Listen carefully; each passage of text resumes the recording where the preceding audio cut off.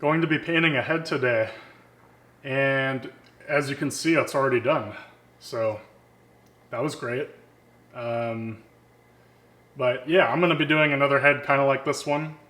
These are about the size of your hand, and they're gesture portraits. They're like what I used to do when I was going to Watts Atelier. Idea is you spend an hour on a painting, and you practice developing intuitive painting skills. And for me, this is just a lot of fun because you get to use thick paint and slap it on, and you don't have to be too anal about getting the drawing perfect. It's more about messing around with the paint, thick, thin paint, and playing around to get something that looks cool. So I did this a few days ago, and I did record it. I lost the last 20 minutes or so. If you want to see it, I can still post it. But otherwise, I just wanted to keep it here so you get the idea of what I'm going to be trying to go for on this reference here.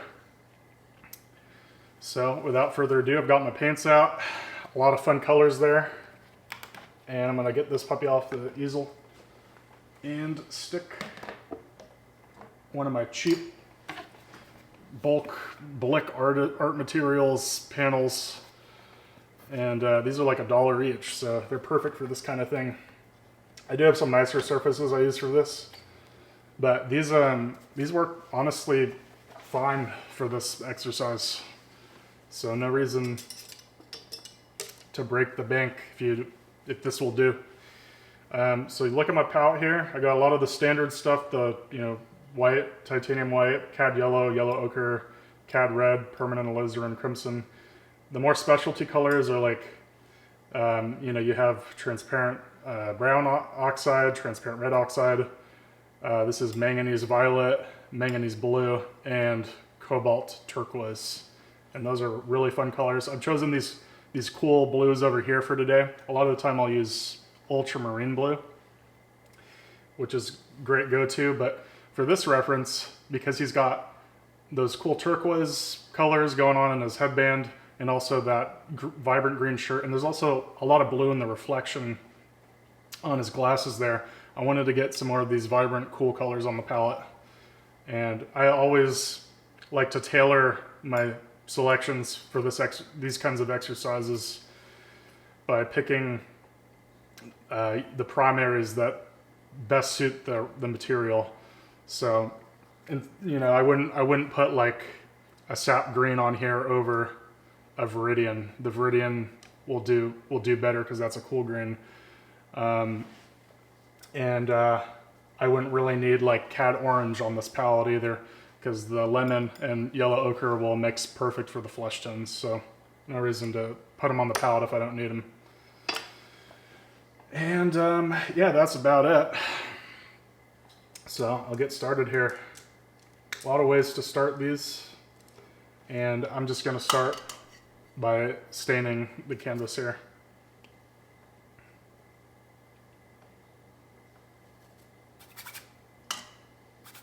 And when you stain the canvas, you can kind of get away with murder. So, like, don't worry like too much about it. I'm thinking this yellow might be kind of cool, because when I put the shirt in, I can kind of leave some of these yellows showing through, and I'll have kind of that green on top, but this vibrant yellow underneath I think will look kind of cool and make it glow a little bit. So I'm just letting all this drip and mix together and dance. So I have something to work on. Like I said, normally these are about like an hour each. I'm a little bit out of form with painting. It's been 6 or 7 weeks. With the exception of this painting I showed you at the start. I did that a few days ago to kind of break into painting again. So that being said, I'm probably going to take a little longer. Normally it's an hour or so for these, but This one I spent probably more like 2 hours, especially with doing commentary and sharing my thoughts as I'm painting. It tends to add more time to the deal.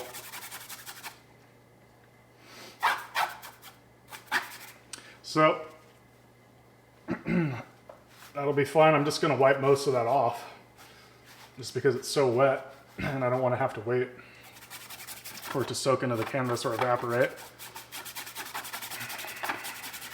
Let's just put something there that I can use. Now I will loosely just draw in some big shapes here, so I have something to work with, and then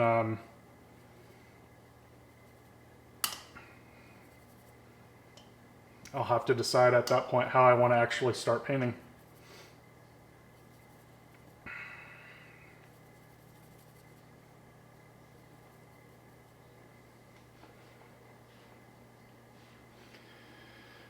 So I'm thinking compositionally, we'll have this shadow coming off of his neck and ending on his shirt be kind of where this painting finishes off. And so what I'm thinking is this will all just be the shadow of the shirt down here. And I'm not sure whether I'm going to show where it pops back into the light underneath or not, or if I'll just leave this all as a shadow from the neck in that block. But that's what I'm thinking. I'm thinking the chin will be maybe here and top of the head somewhere around here. A little bit lower than that, but that's kind of what I'm thinking. So I'll go ahead and mark some of that off.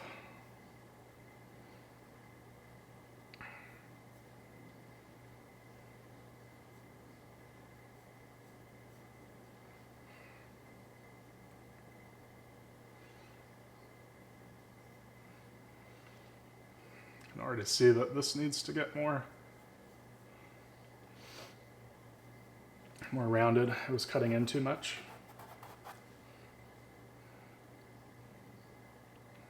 I'm fine having this go off the canvas a little bit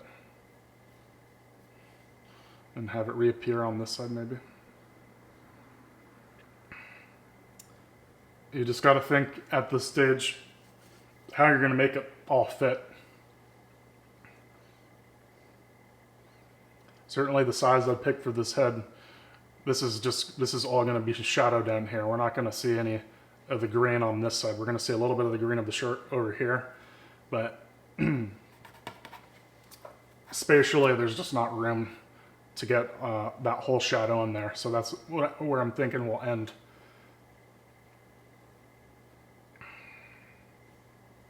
Also looking at this, angles, the tilt of the chin here. Head is slightly tilted that way. So that needs to stay consistent throughout all the marks I make.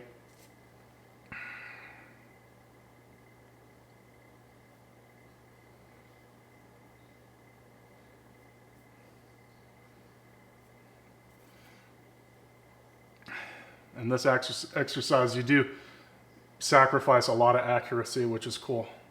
You know, that's just the way the exercise goes, and that's okay.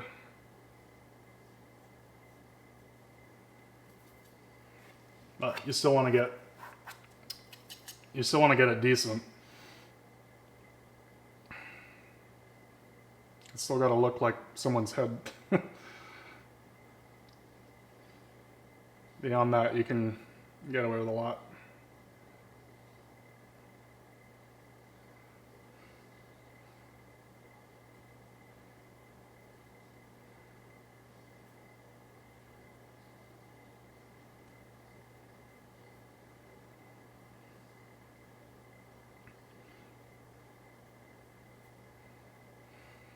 A lot of this stuff in here isn't so important. That's all in shadow, so I can kind of ignore most of that.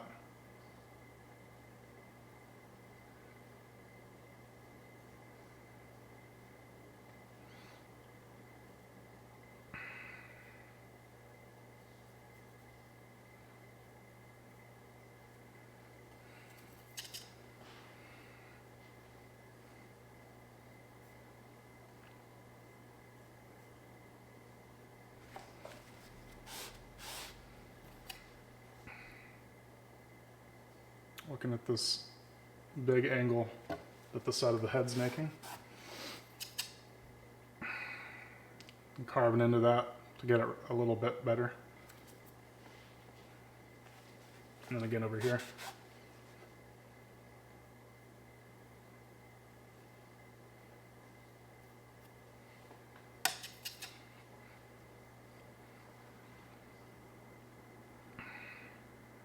So generically where I want top of these glasses, that's too high, so I'll drop it down a little.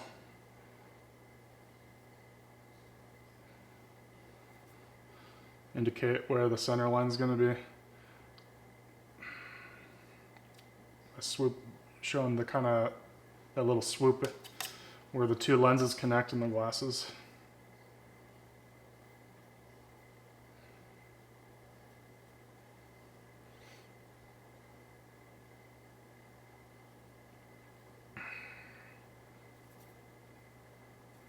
Gonna switch to a more vibrant color as I'm putting these shadows in.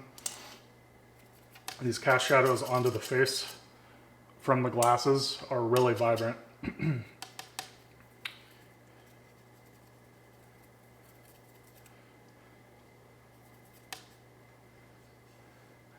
Firstly, because of where the shadows are actually hitting on the face. The nose, the cheeks, a lot of blood in there. And then also because there's so much light next to those areas. They're like the light hitting the cheeks are causing an effect. I think it's called subsurface scattering.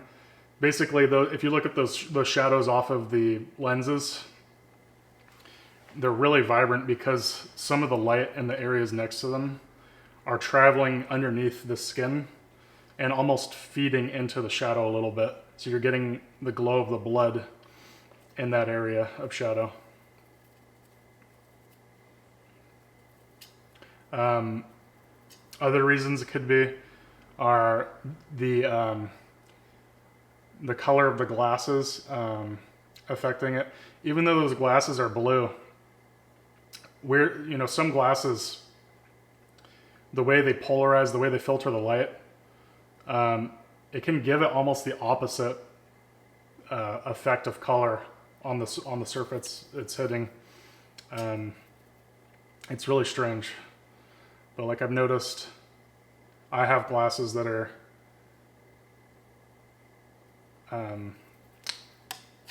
you'd think they're kind of green, the actual surface of the lenses is green, but the light that comes through it is more rose colored.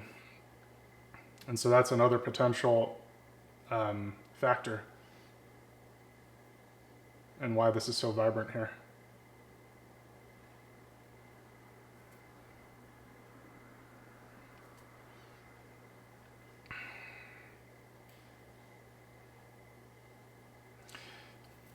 Make sure as you're putting these shapes in, you're still remembering that slight tilt to the head.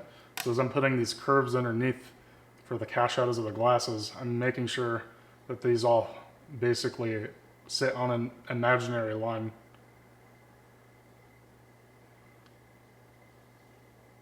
And I'll refine the shapes later.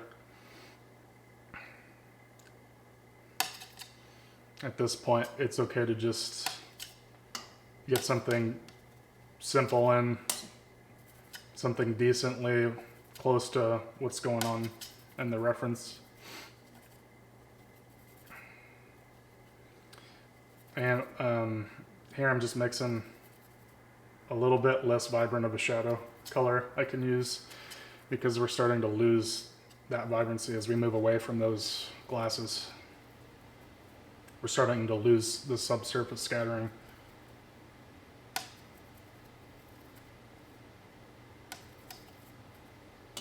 Alright. So I'm going to join this cast shadow of this lens up to the core shadow on the cheek.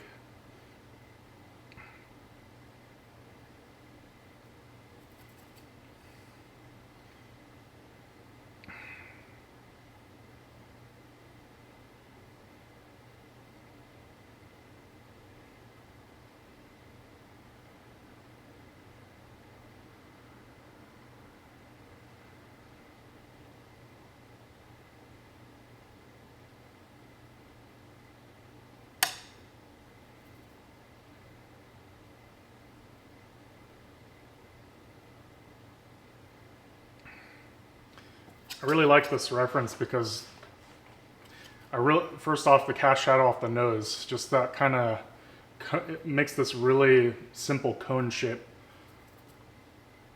which is a cool design. It's just naturally very unified.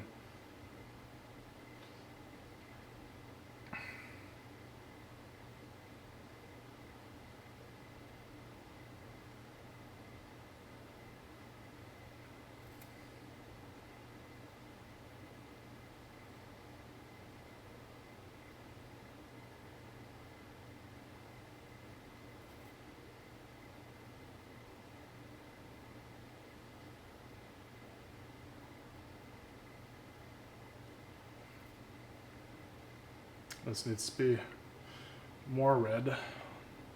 This crease coming off the left side of that nose there. A lot of this is going to get covered up, but it's nice to start with something something decent to work with, because not all of it's going to get covered. Now I'm curving here off of the cast shadow into where the upper lip rolls into the shadow of the inside of the mouth.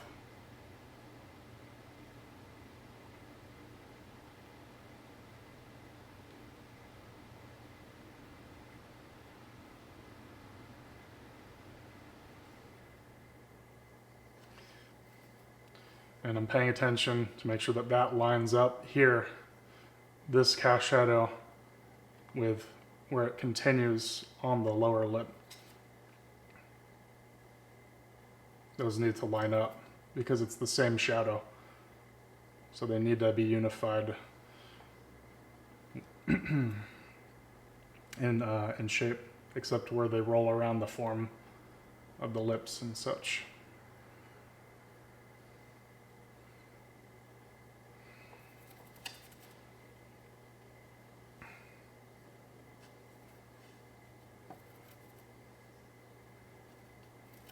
I'm gonna get a little bit greener in this mix.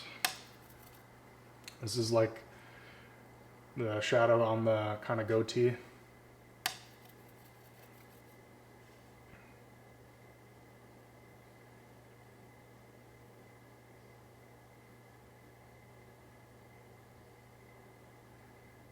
And it does join up with that shadow a little bit.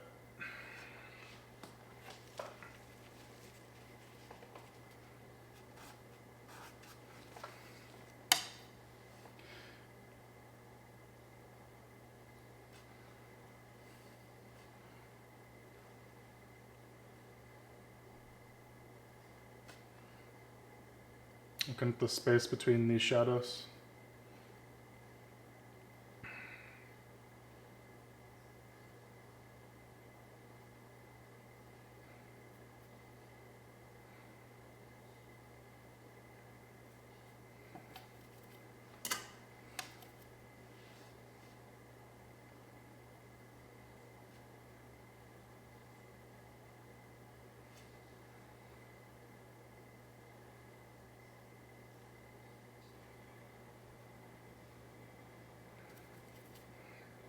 This cast shadow off the neck has a lot of cool in it. And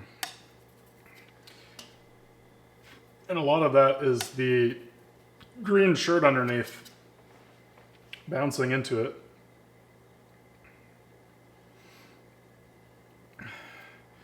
A good tip for improving your color and your shadows is to not think of them as shadows almost. In other words, consider the fact that your shadows are receiving light too. It's just not light from the sun. What you are getting is the light off of the green shirt bouncing into it, as well as other environmental factors around it. If it wasn't receiving any light, it would be black. But since it's not, you have to think about what is lighting it and what color are those things that are lighting it.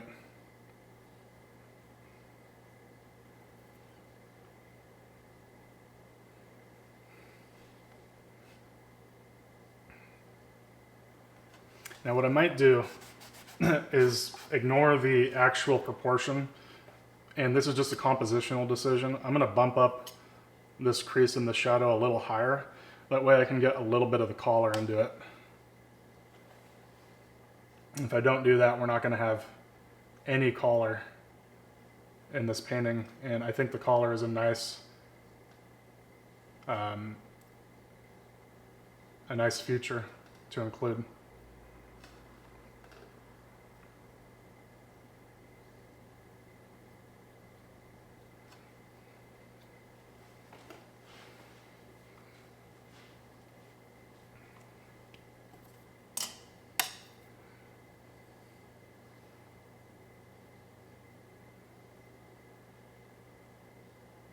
Say the lens ends around here, and get some of the shadow that we have on the forehead.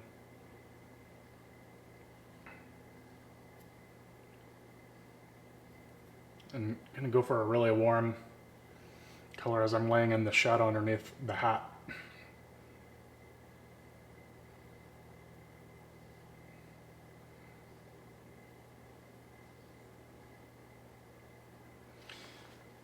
And that's more stylistic. I think it'll look good with this cool turquoise we have up here and the hat if the shadow underneath is warm.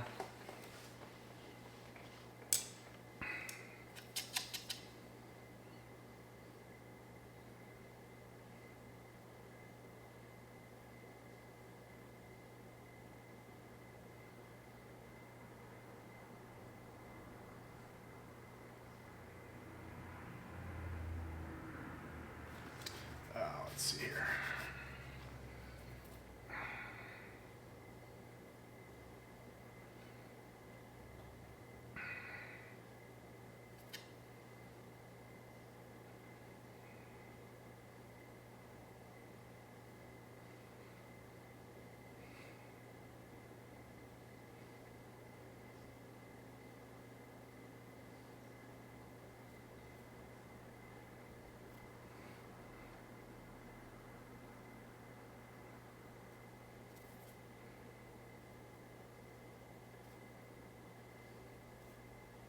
Got the stupid thing, little clip holding the canvas right where I'm trying to draw the hat.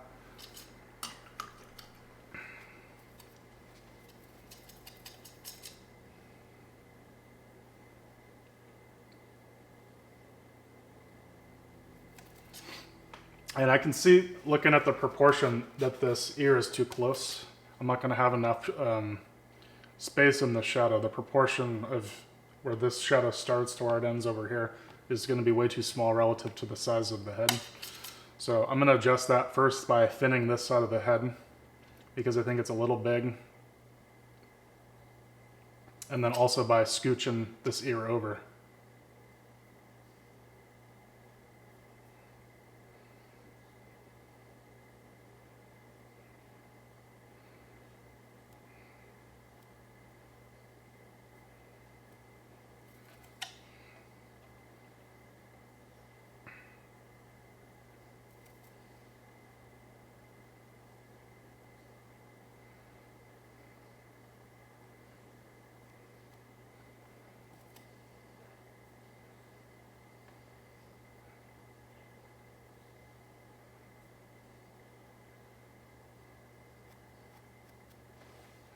As I mentioned, this will be,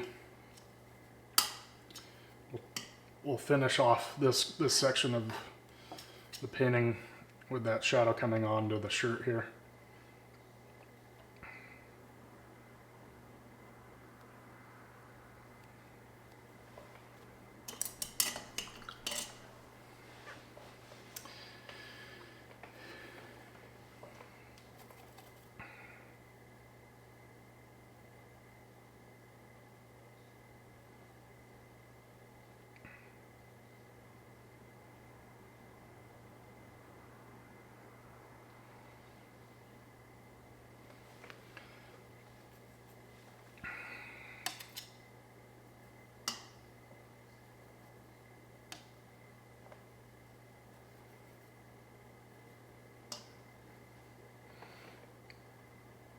Gonna loosely design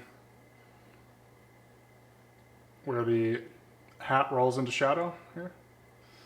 And then I'll go into filling in some of this stuff.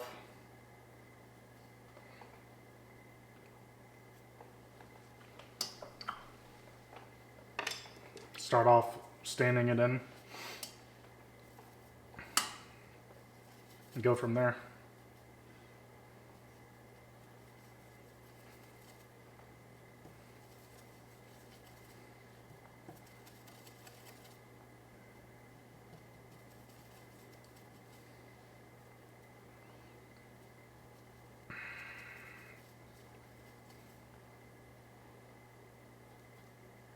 And the key thing here is just to have everything unified. You can, I'm gonna mix in gradations of color into this, but I want everything to be the same value. So I'm putting more alizarin into the ear, and you know, I'm gonna have it cooler up in the hat, but I want it all to be unified. It needs to be more the same than it is different.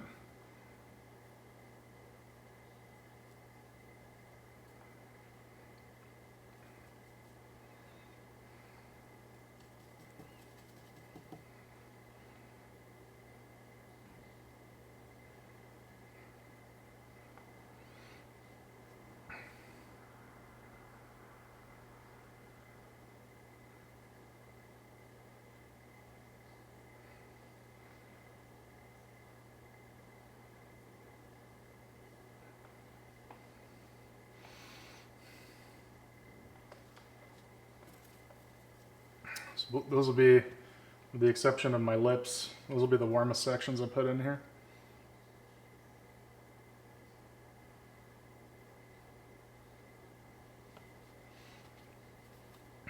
And as I fill the rest of this in, I'm going to have it more brown in some areas that are more purple or blue or green.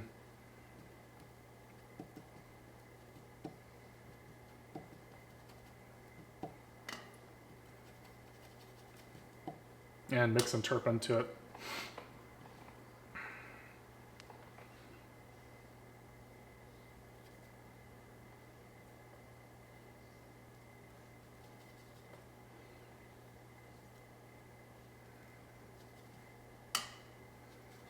A little bit more, there we go.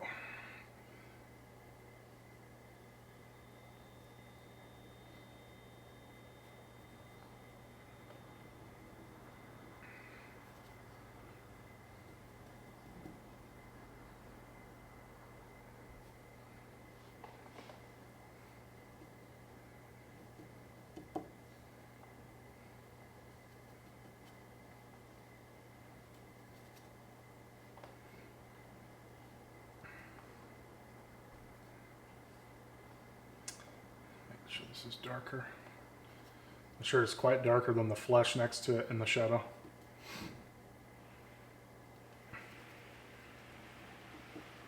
Oh man. There we are. So still these are the same value.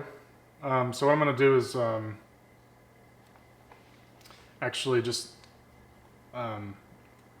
come in here and just kind of mark off where that is.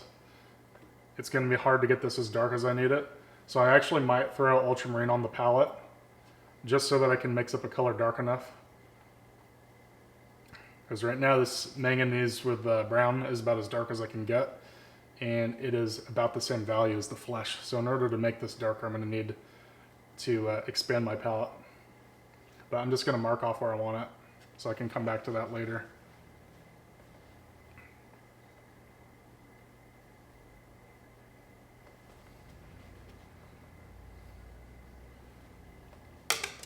And these glasses are going to be fun. I'm just going to start off by staining these in with that manganese blue. And it's going to look wacky, but I think it'll pay off later.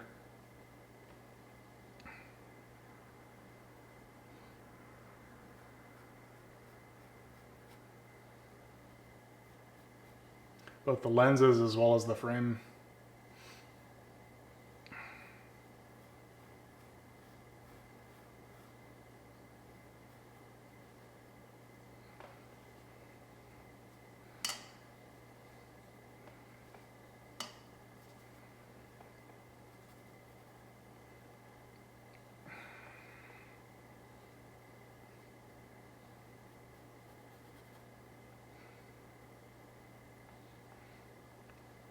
And I'm going to do the same thing up in the hat.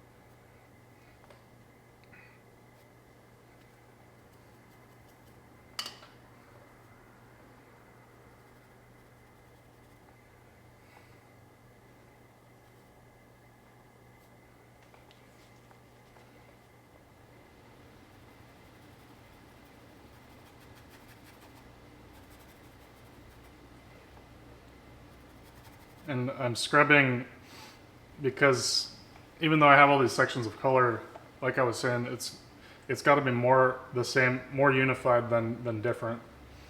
So you can get away with all these colors and things as long as at the end it melds together in unison.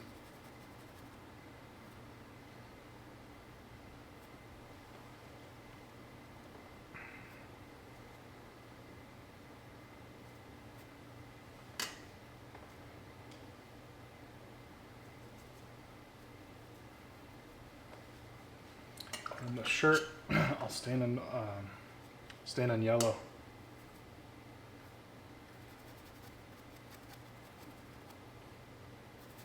And I'll come in later and add that green over it.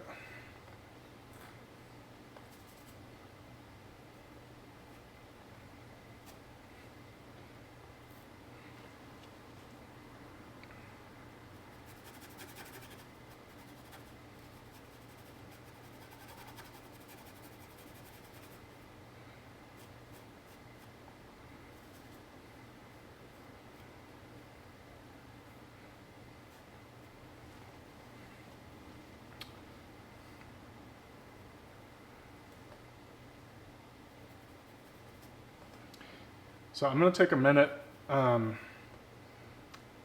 just let this kind of dry. I just got a package here. It's a present for my dad for Christmas, so I'm going to need to go outside and bring that in. And I'll be back in just a minute. All right, I'm back. Hopefully you weren't waiting too long, although I have a feeling it wasn't bad at all. With the magic of video editing and all that. So I squeezed out some ultramarine blue and should be good to go. I'm going to start off here by just cleaning up some of this and make some room so that I can start mixing up some flesh colors.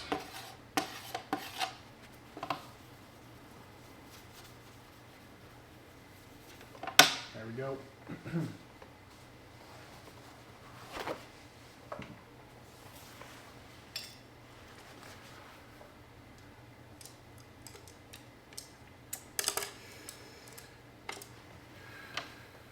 Pick an appropriate brush. And just mix up a generic flesh color that I'll modify as I go along.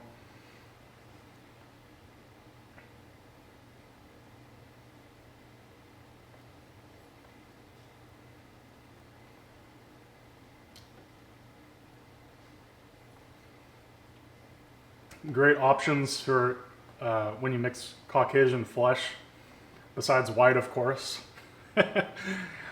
Alizarin crimson and then the transparent red oxide. Those are two good options. There tends to be a lot more cool reds in Caucasian flesh tone. And then same with the yellows, more of the cool yellows like that cad yellow, lemon over maybe cad orange tend to work better for getting that European Caucasian flesh tone. So this is probably good to start off with. I mean, I'm going to modify it, and it's more just about getting the value right. Something that's going to pop off the page from the shadows, but still leave me some room for highlights later on.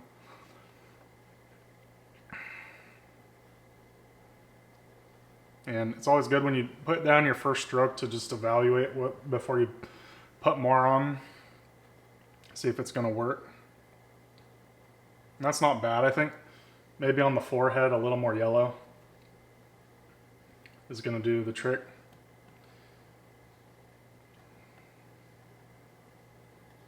Yeah, a little bit more yellow for sure is going to be better up in there.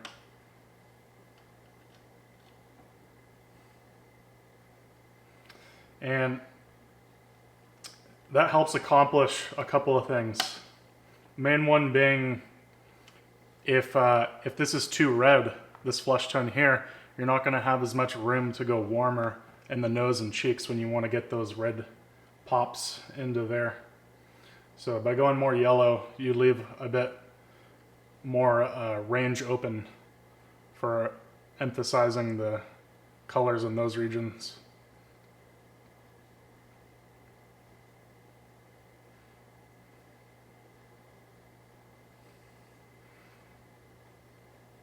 The other thing it does is it helps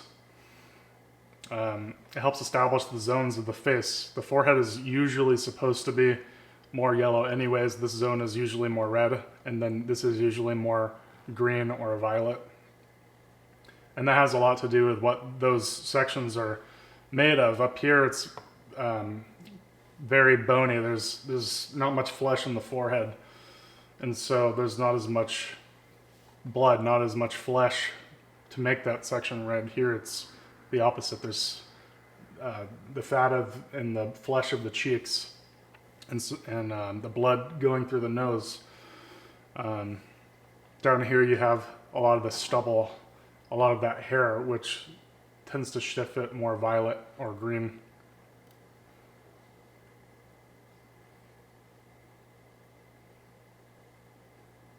So I'm saying the difference, I'm saying like halftones and stuff, but I'm just going to start off by kind of just blasting this all in and start off unified and then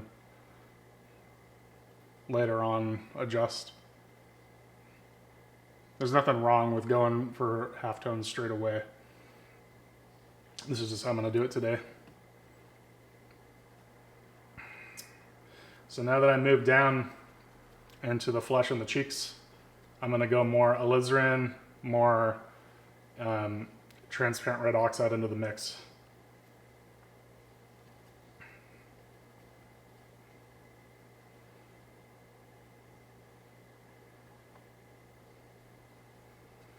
You still want these to be close enough to each other that they look like they're the flesh of the same person. It can be easy to make it look like here's the flesh of someone else than you have up here, especially when they're not connected. You have this area where the glasses are separating the flesh up here from the flesh down here.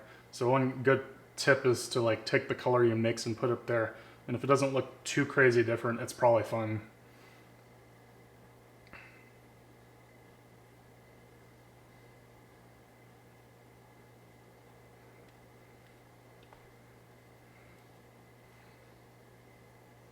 Starting off here, just by unifying the flesh on the nose with the side of the cheek.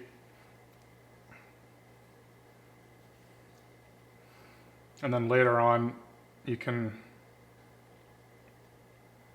indicate a little separation between those if you want. But they're more similar than different, so it's a good idea to start off more unified as well.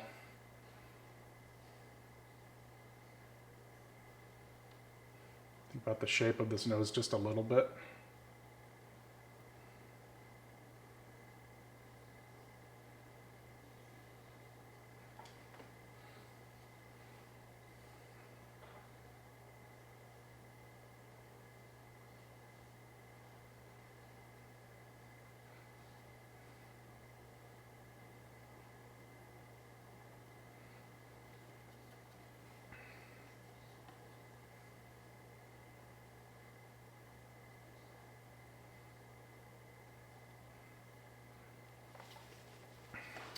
Now as I work down into this section, I'm gonna throw a little more yellow, and it's also lighter.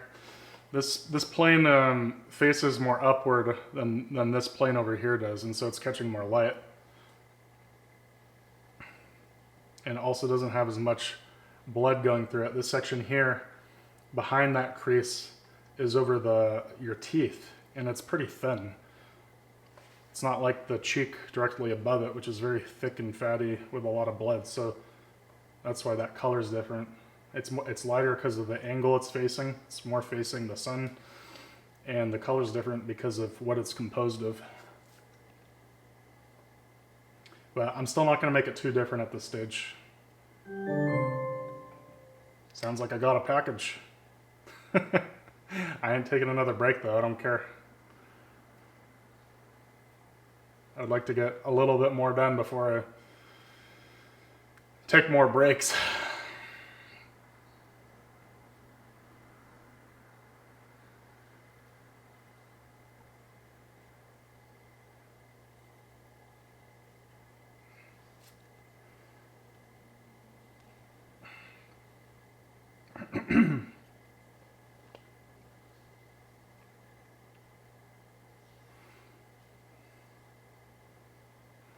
Now, even though these lips are pink, I'm going to just start off having them unified with the rest of the face.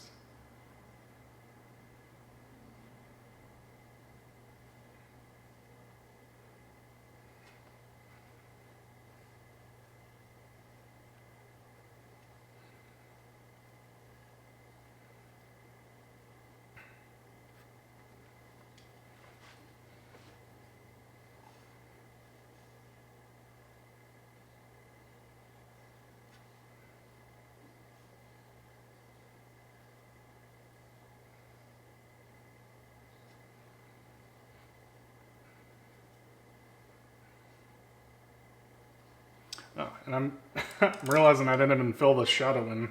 That'll help a lot. So take care of that real quick. That is definitely important. I take care of that.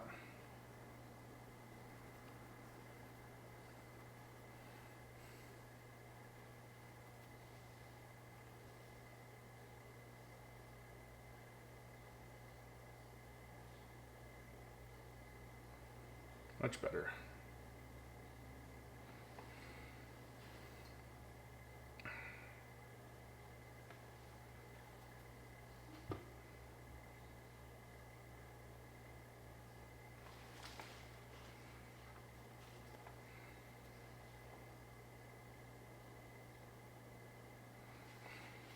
Yeah, I want to leave that alone. That's supposed to be really sharp, so what I just did there was a mistake because I just smoothed those out, but I'll come in later and get that sharpened again.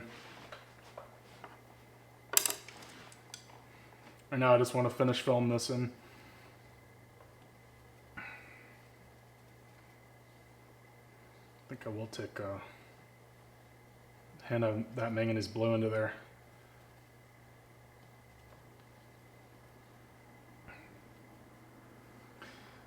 Like purple, purple could also work about as well here. You could mix in a little bit of the manganese violet. I'm kind of liking forcing it more green if I can, because we're already rocking with that theme of the green blue and the green down here, and that'll help unify the painting if I can squeeze those colors in to the face more.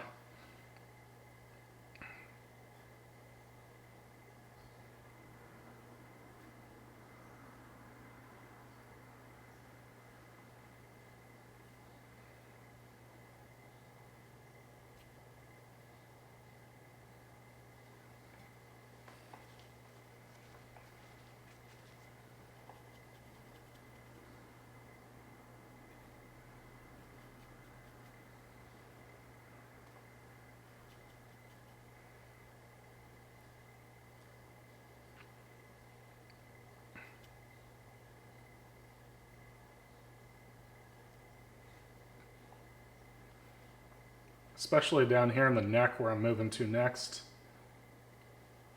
because this is getting close to that green shirt, and so the green of that shirt's going to be getting into that.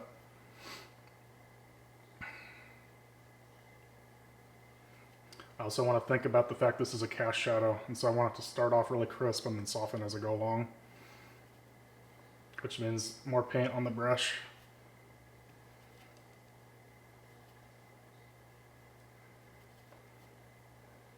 It's going to be too yellow though.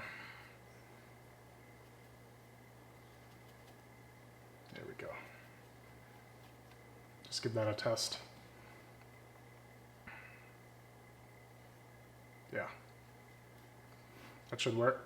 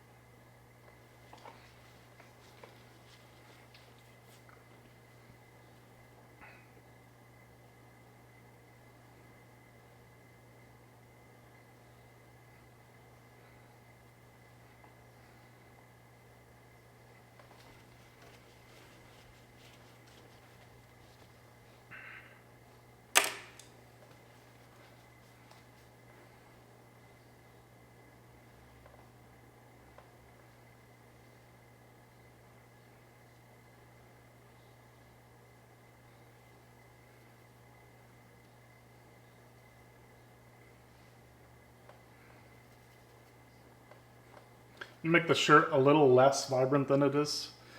I still want it to be pretty vibrant, but I'm thinking the hat should be the most vibrant part of the painting, and so that means you can decide, you can knock back the intensity of a color if you think it's gonna help your piece overall, and I think it will, because I really want this to be vibrant, and this can be second most vibrant, and then the stuff in the glass is third most vibrant.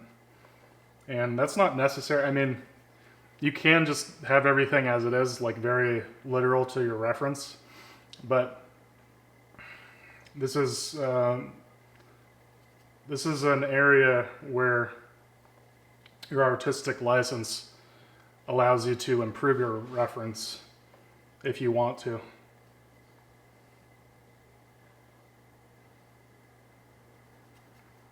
It doesn't have to be exactly as the reference is.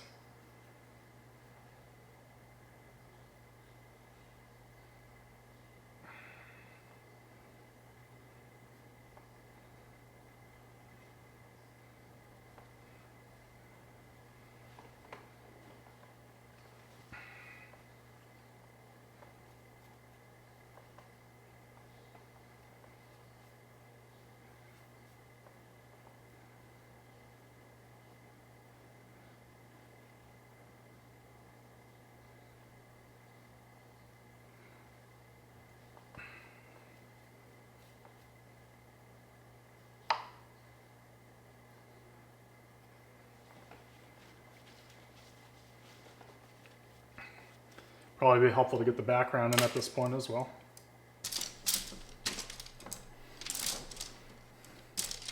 You got to get the background in before you can really work on the contour of the face.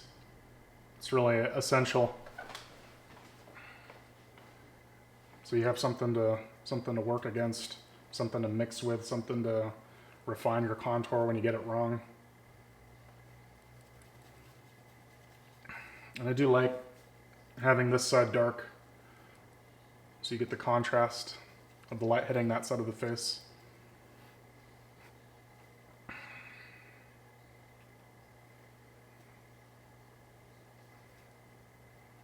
Trying to think what color I want to start off with. Something pretty neutral.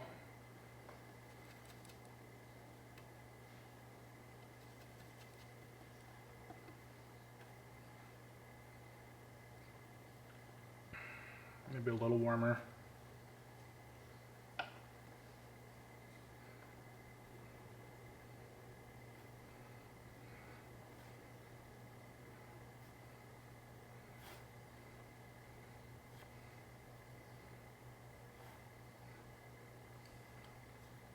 And here, this is going to look too much like that.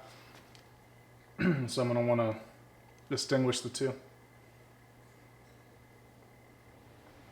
You can do that with value or with color. In this case, I'll probably do both.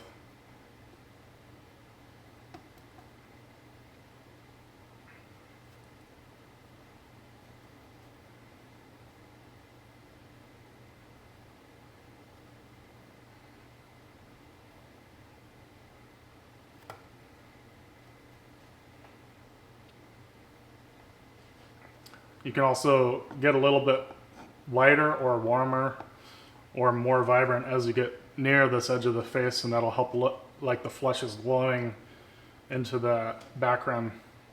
It'll give you kind of a glowing halo look, which can be pretty cool. So I'm gonna get a little more orange and a little bit lighter as I approach there. But as we were doing this shadow, same thing applies with the background. You want some variation of color and stuff, but you still want it to be mostly unified. And it doesn't mean it all has to be the same value necessarily. You can have sections in your background that are different value, but you want to make sure it's not just random. You don't want just like some light here next to some dark, next to some red, next to some blue. You want it to feel like there's a plan going on.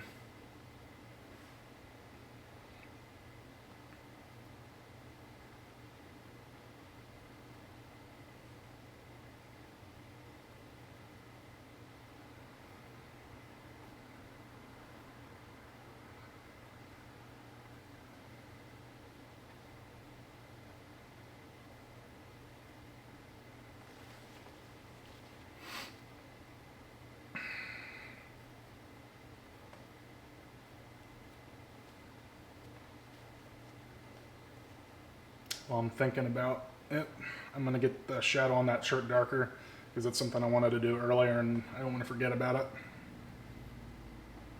So I'm gonna take advantage of that ultramarine and how much darker it is than the manganese in order to make that pop.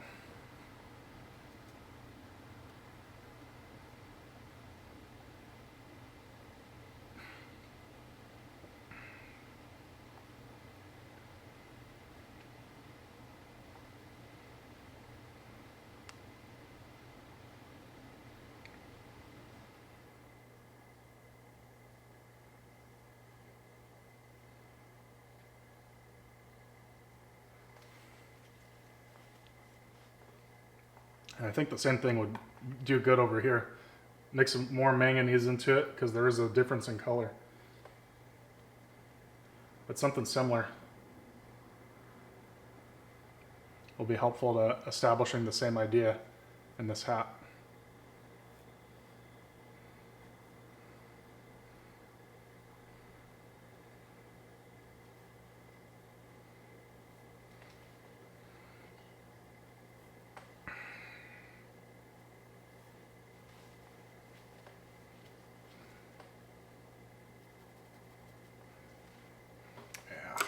Probably shouldn't have done that. Just got too much blue into where I want flesh.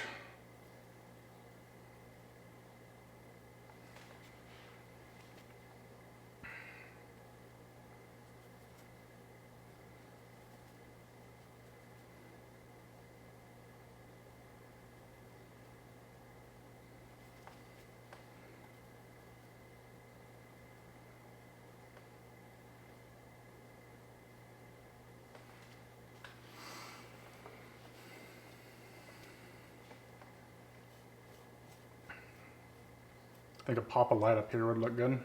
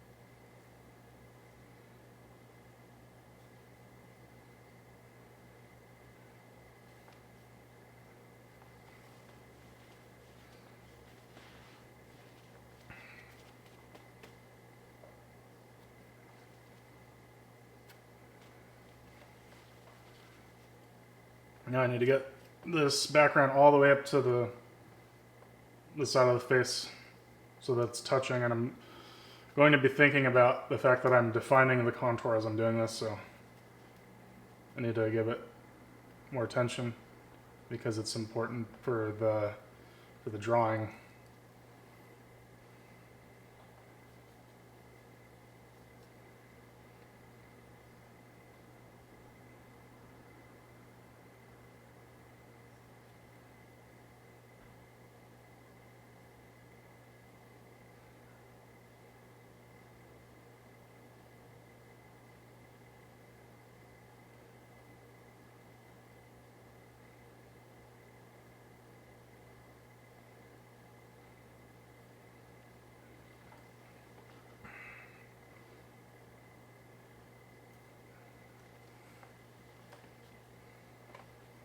I feel like this section here needs a little blast of one color, one unified mix. I just want to test it before I put it down.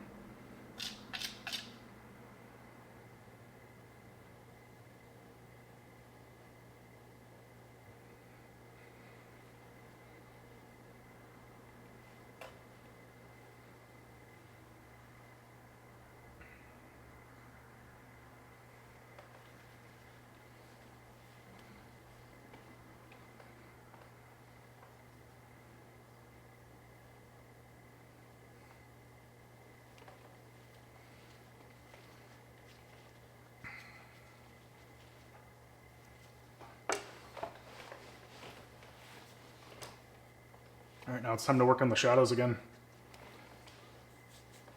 And specifically, worry about edges, worry about softening some stuff up, and getting all the brush strokes touching.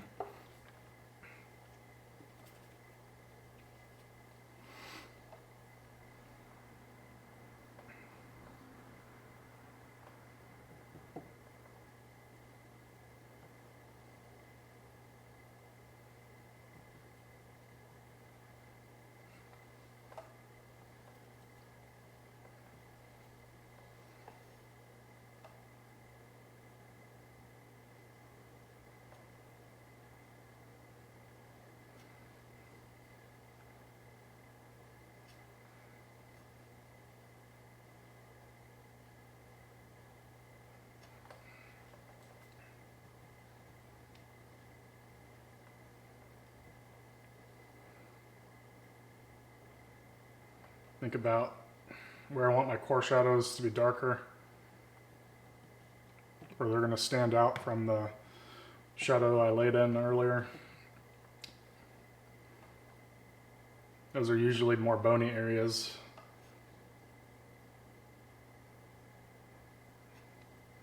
Where the core shadow is especially dark.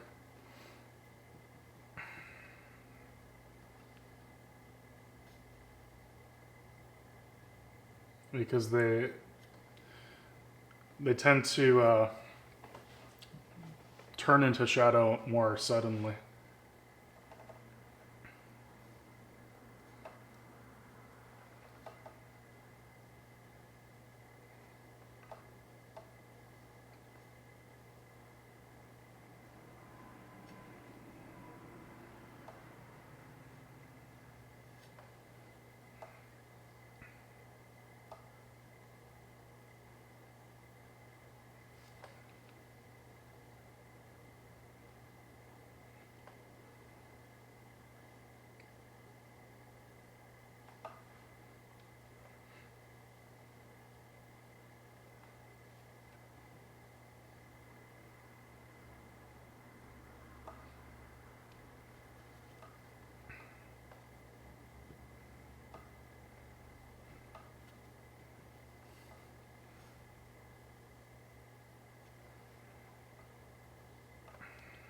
Also, it's much darker here, close to the form that's blocking it from light under the chin there. And then as it goes away into the rest of the shadow, it lightens up.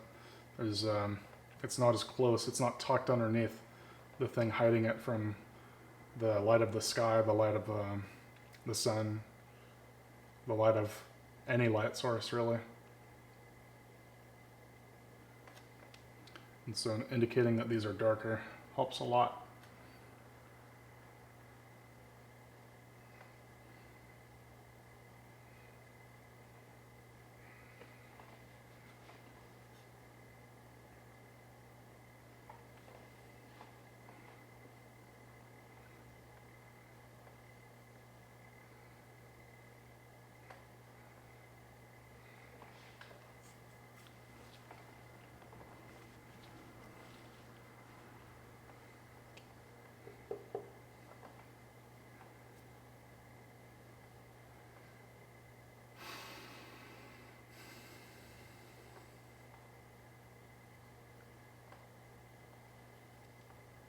As I go back into the shadow and work on the face, I'll start to introduce a little more opacity, a little more white, a little more yellow into it.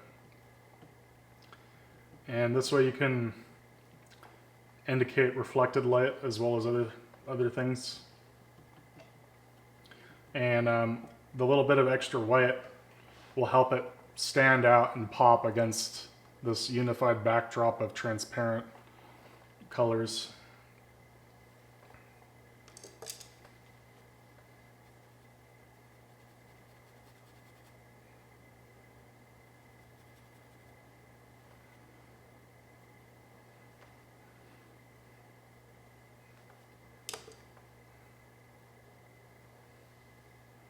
And it does help to, and you can use this also to soften areas like here in the cheek.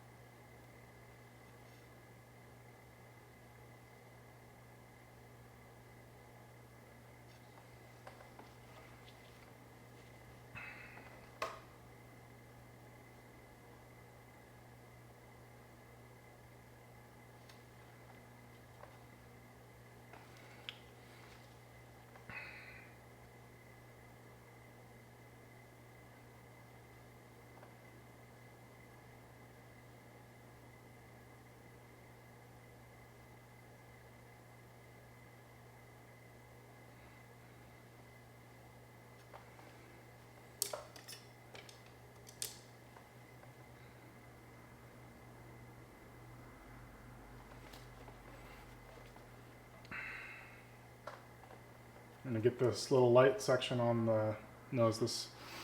This wing is getting some light. So it's good to kind of, if you're gonna go over a section with a lot of weird stuff going on, a lot of like brush strokes and pools of turpentine and stuff, it's good to unify all that and kind of flatten it out before you go over it with a light, and that'll help make sure that it pops when you do put it down.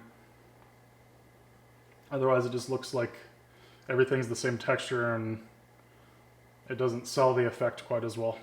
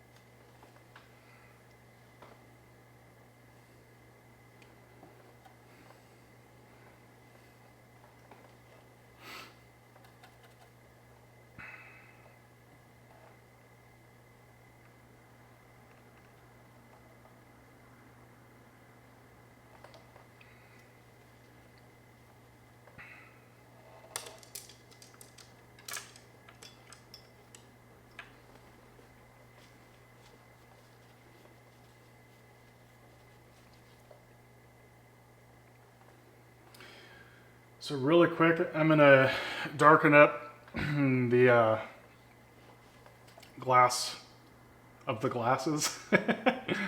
And I'll go back into the face and get some halftones rolling.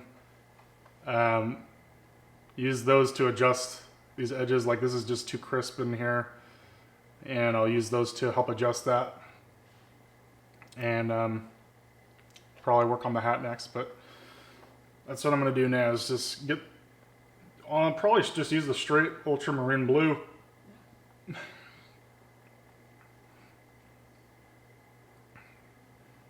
And use this to mark the bottom of the lens.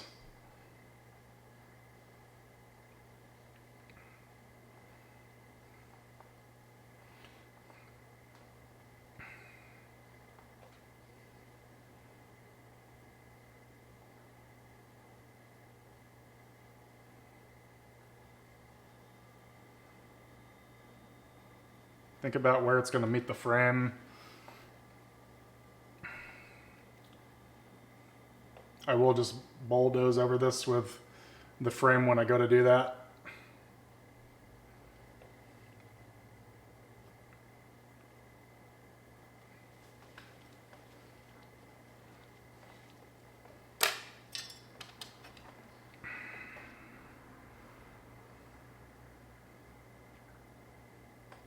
Just getting straight alizarin crimson here. I think that'll look cool.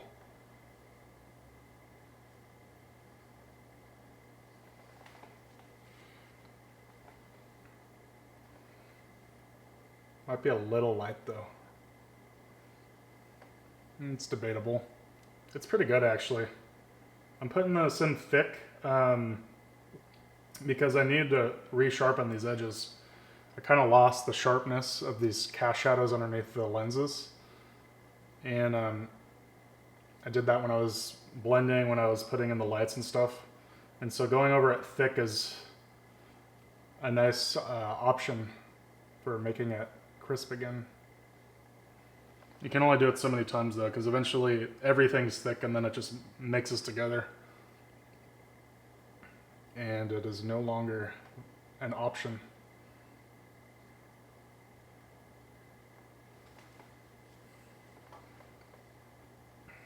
And here on the side of the nose, we're going to go really dark.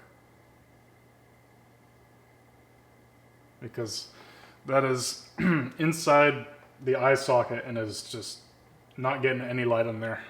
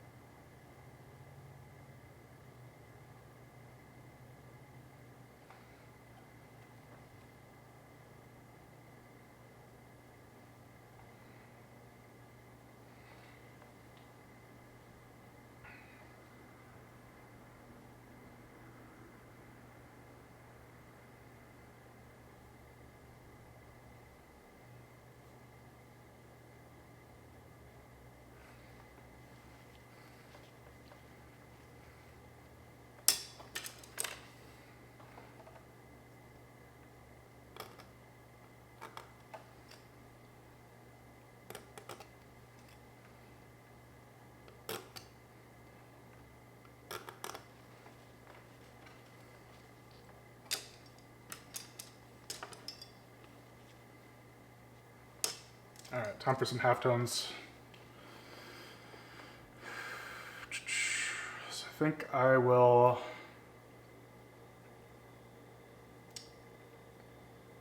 I think I'm going to start by addressing this crease over there.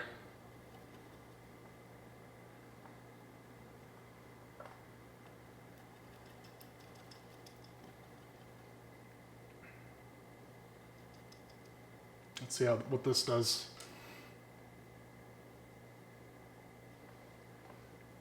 Doesn't look dark enough to do what I want it to.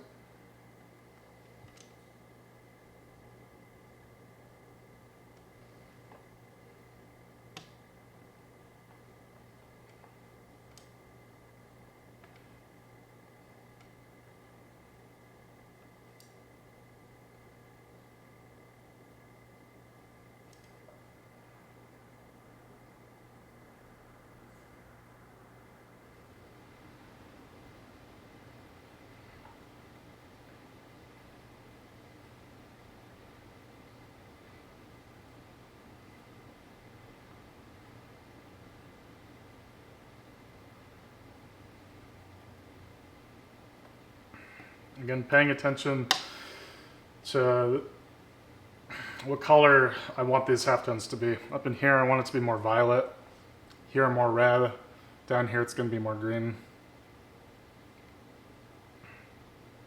And you know, a lot of that is just observation. It's just looking at the photo and seeing what happens.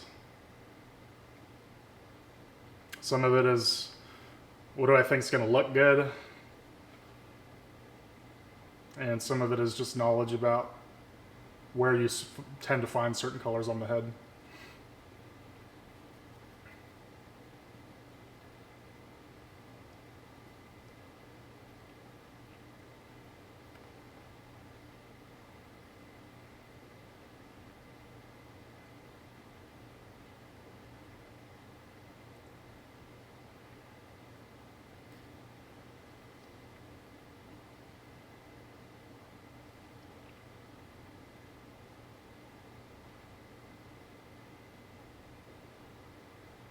See what happens if I just go over this. Yeah, it seems to be doing what I want it to.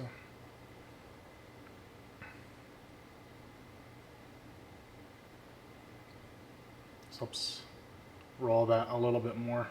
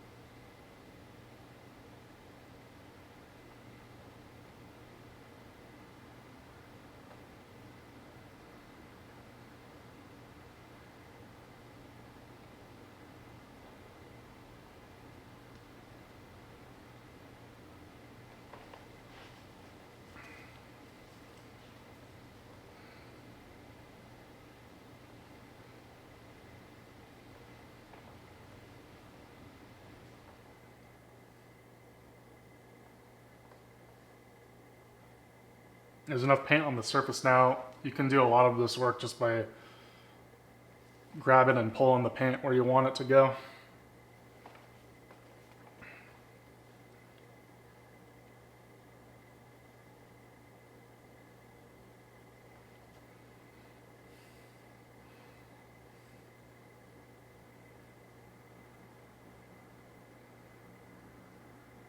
I'm going to soften this into the background a little bit.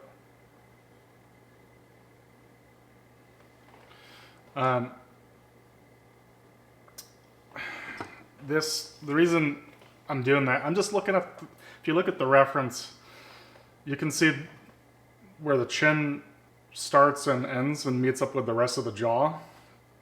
You can see that there's a little halftone here that's a little bit darker, and then this section right here.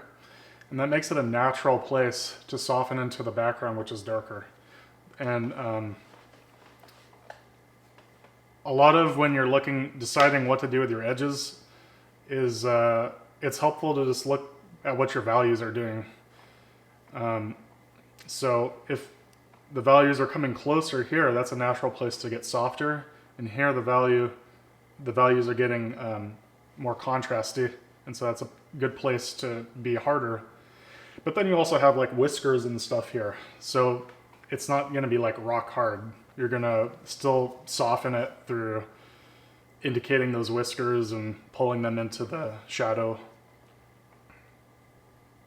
And so, yeah, there's complexities, but that is one thing to look for, is where are the values coming closer. You know, back here, this is closer to the background than these lights up here are, you know. And so stuff like that is helpful to look for when you're deciding where to make softer, where to make harder.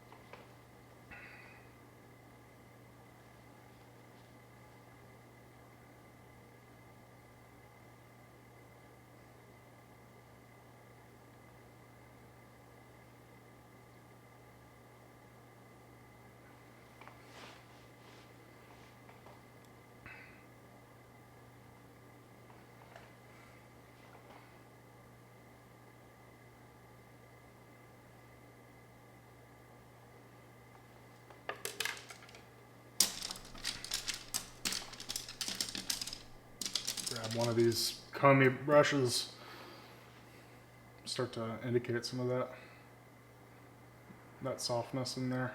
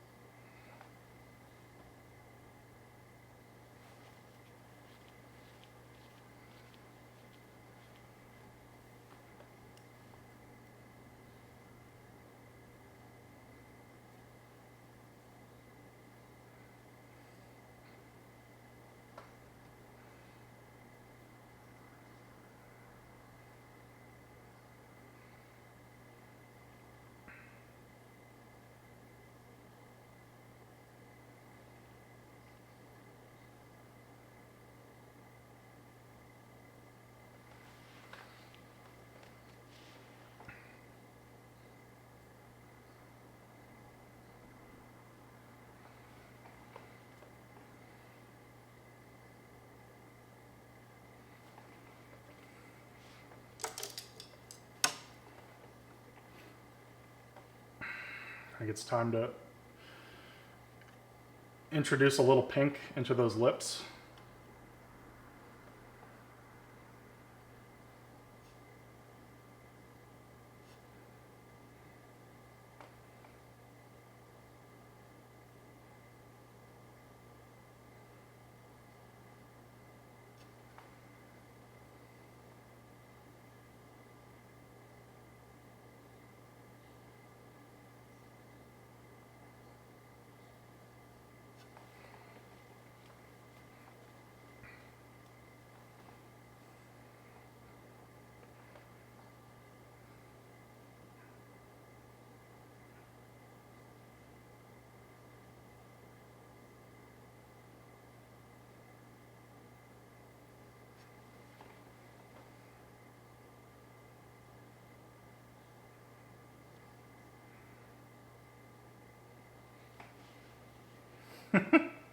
I'm digging this this expression he's making. It's like, especially in my painting, he's just doing this like it's just terrible.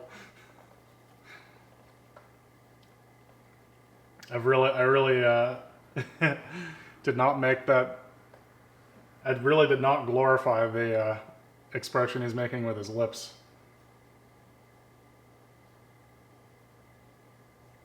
So I'm gonna try and make that a little better.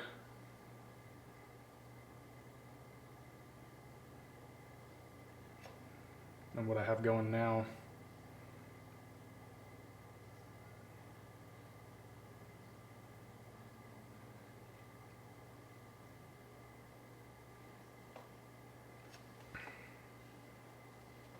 Or worse.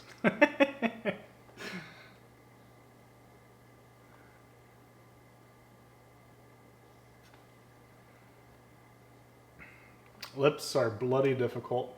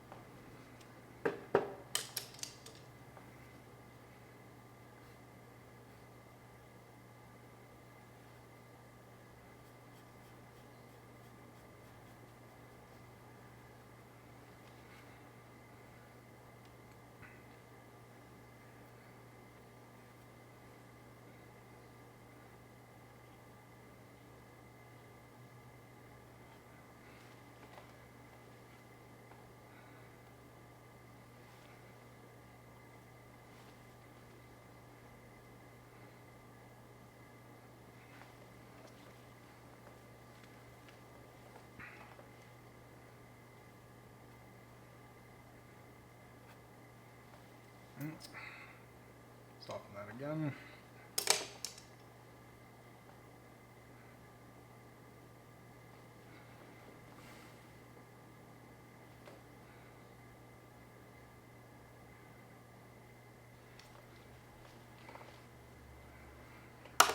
Okay, I think I want to get some sweet, vibrant stuff going on in this headband.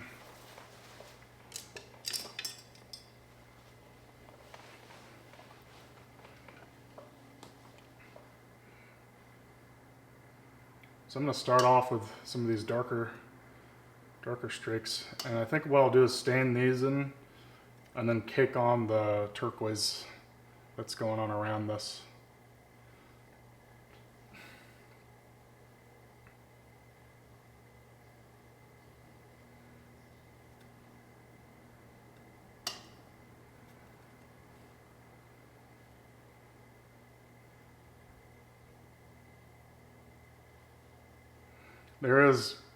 The stain underneath is kind of doing a lot of that work. But I'm going to pick out some spots to lather it on.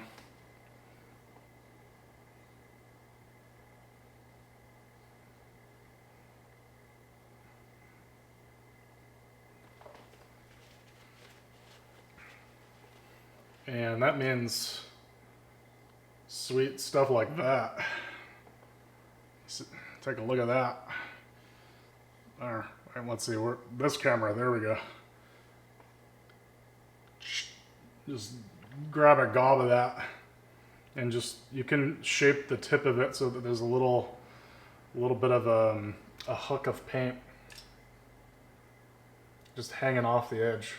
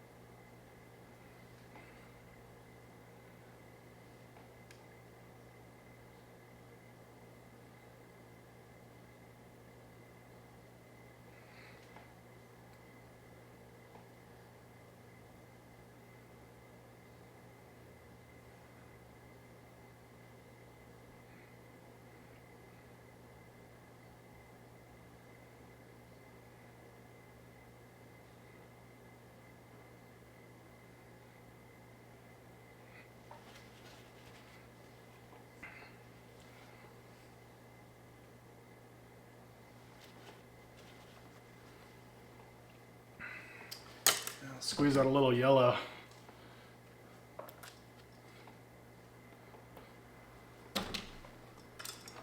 And do it all over again, but with more white as well. Just down the middle.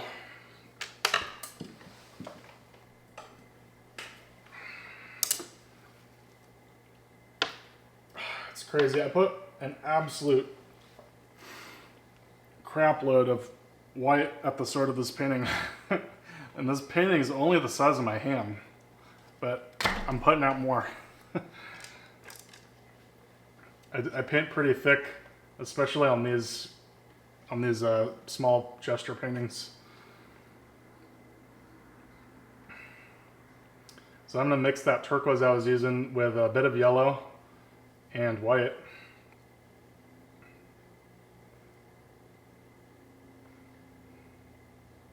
And do the same thing and see how it looks.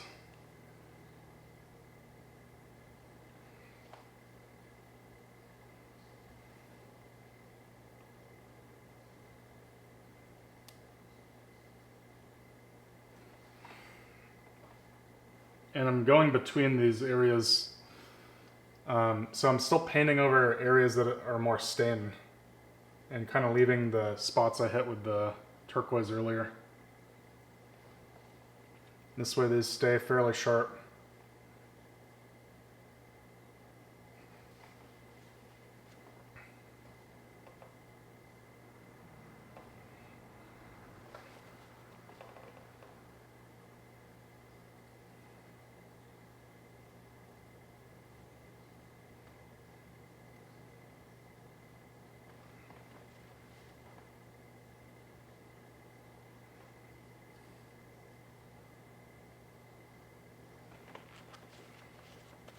probably got too thick.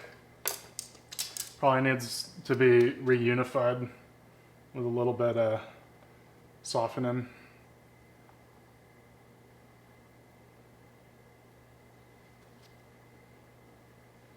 But that's okay.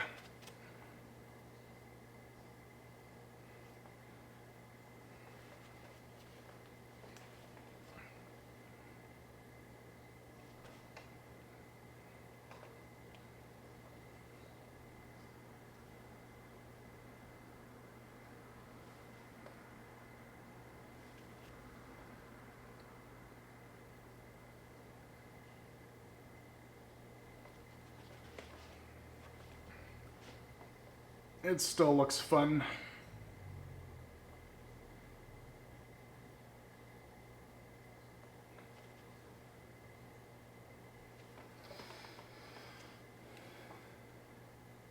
All right, now I'm gonna get in the frames around these glasses, throw in some highlights, do a little more edge work around the backside and down here. And I'll be like close to a spot where I feel like I can stop and say, I did it, you know, I did some painting and I gotta go have dinner. I gotta think deeply about various subjects while sitting on the couch. I gotta sip some chamomile tea. I mean, I gotta do life. So, but yeah, I mean,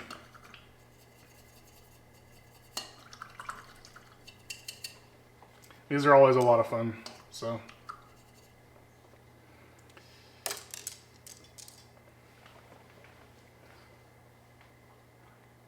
All right, so I'm gonna start this frame of this kind of gray frame around the glasses. I'm gonna start by mixing up the darker variant of this color because there's light sections and dark sections. And I'm gonna do this so that I just do the whole frame with this one color, and then I'll put a few little highlights on top here and there.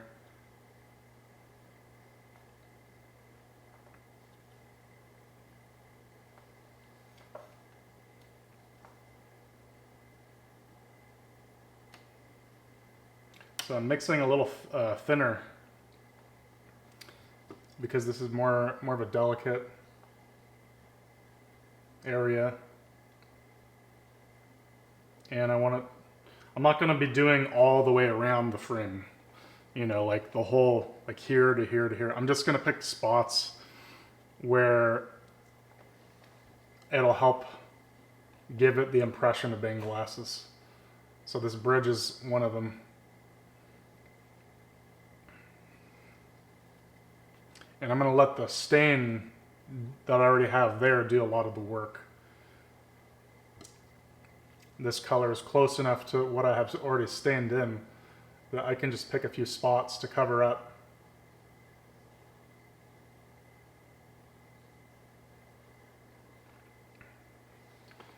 And it'll look like it's the same object.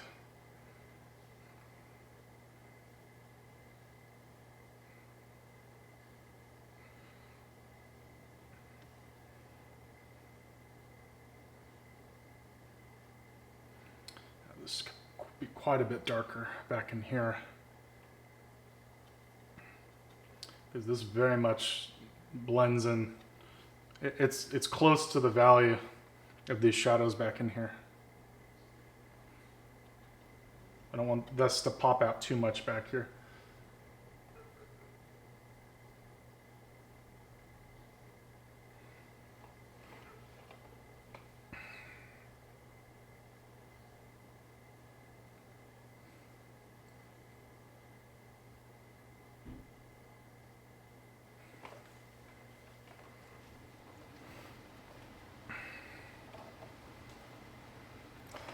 And a similar thing, or a similar approach where you just kind of indicate where it's going to help it.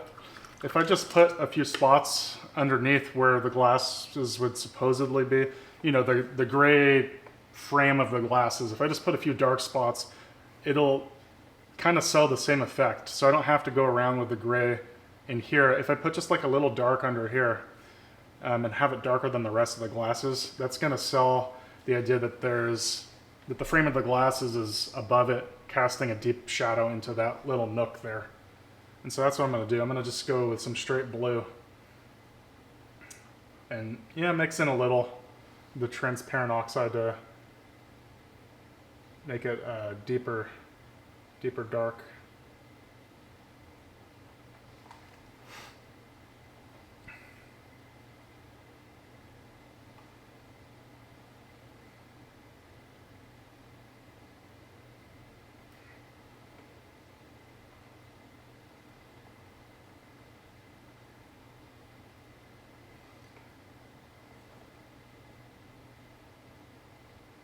And this is also a way you can edit the shape you just made. You can edit the shape of the frame with these colors for the lens.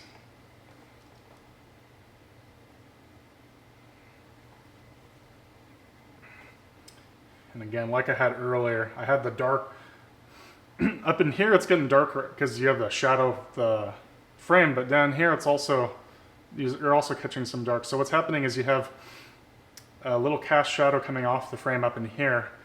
Then you're catching reflections from the light of the sky up in here. But then down below you're approaching the ground plane, and so what's reflecting is dark. So you have a dark, light, dark pattern going on within the lens. And you can use that to your advantage.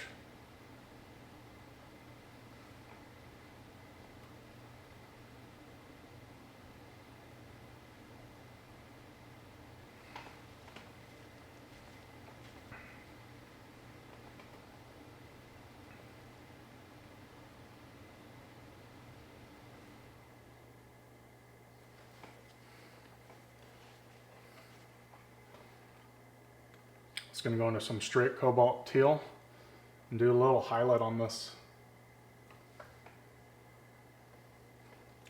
because I think that looks groovy.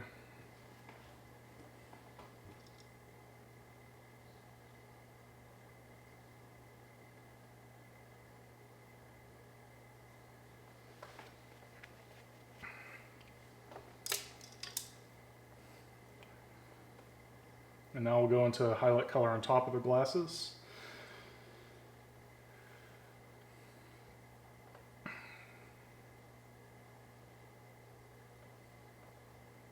And just put that here and there as well.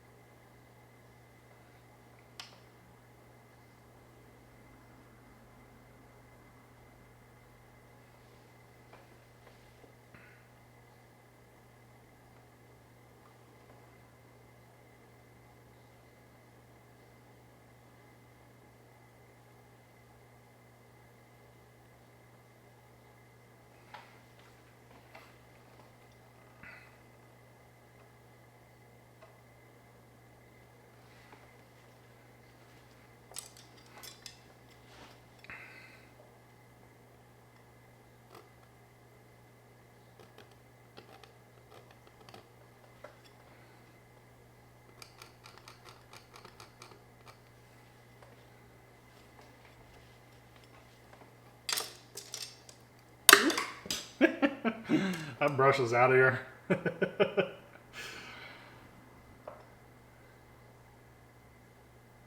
I'll deal with you later. How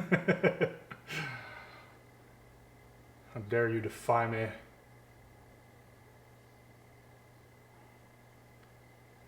Don't you know you belong to me, brush? Think you can just leave my hands when you feel like it? Obey your master.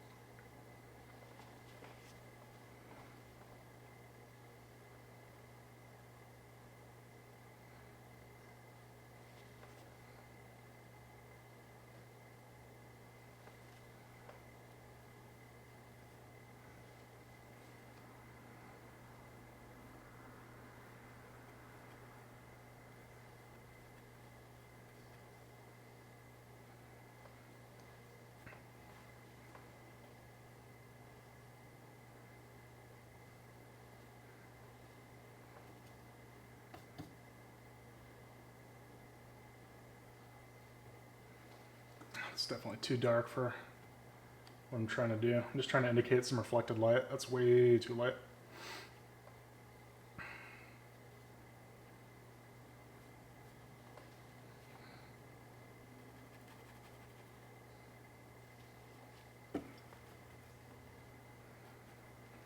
So switch to a clean brush here.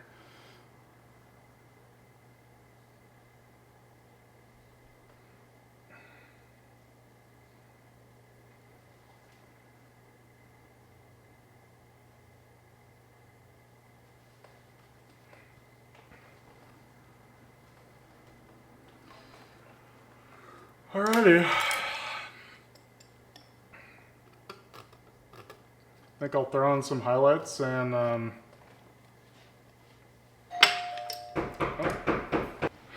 Alright, well, I just got back from dinner with my mom because that's what the cool kids do Friday night. And I thought I'd finish this up and when I'm done, one of you can tuck me in to my bed, read me a bedtime story, give me a warm glass of milk, and I'll be off to dreamland. So let's get this thing finished up. And I think it needs just like, it needs some love.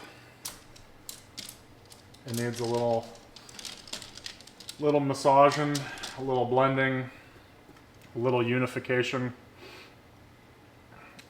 in the lights, and then it needs a little edge work and some highlights. So I'm gonna get all that in, try and do it in around 20 minutes or so, because I'm ready for jammy time.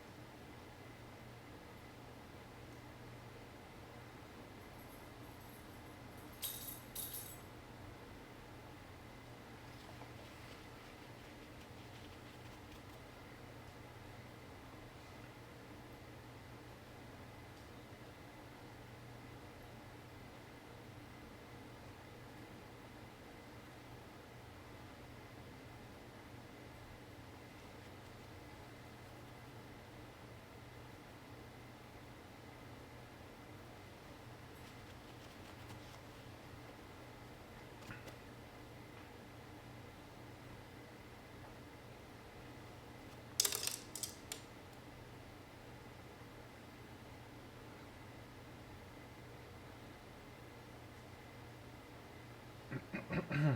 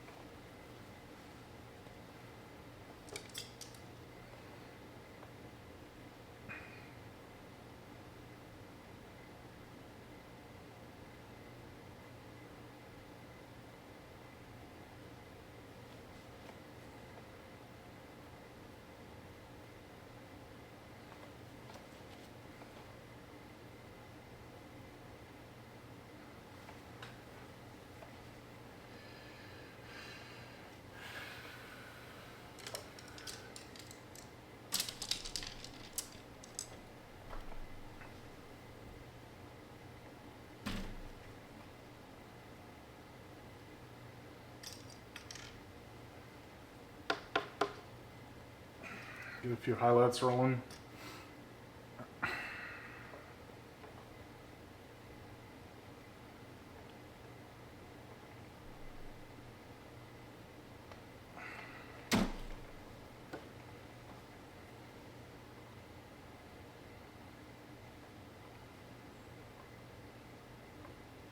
These will be cooler than the other flesh tones.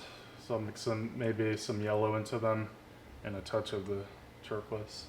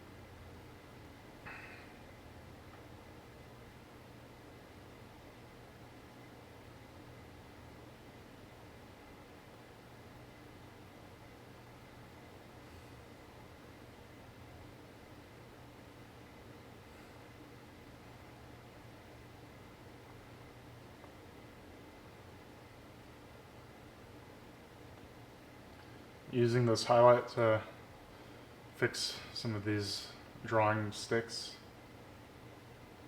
in the mouth.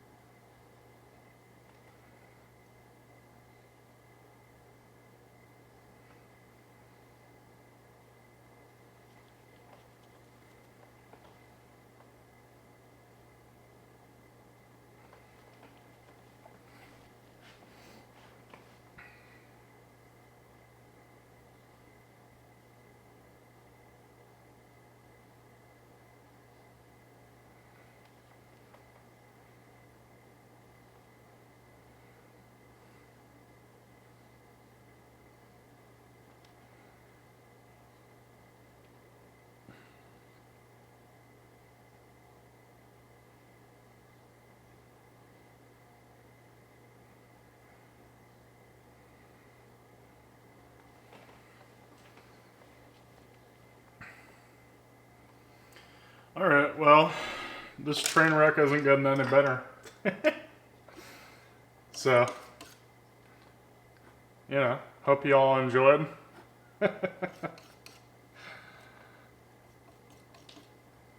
I'll try and do one that doesn't suck next time.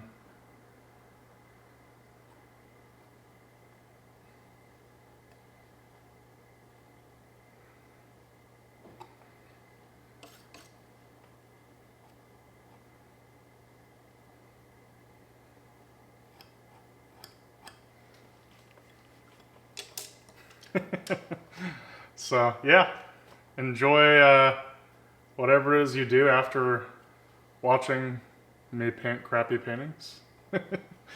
And I will see you on the next one. Goodbye. It's hot tub time.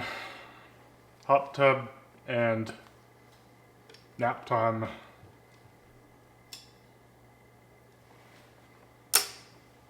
Bye.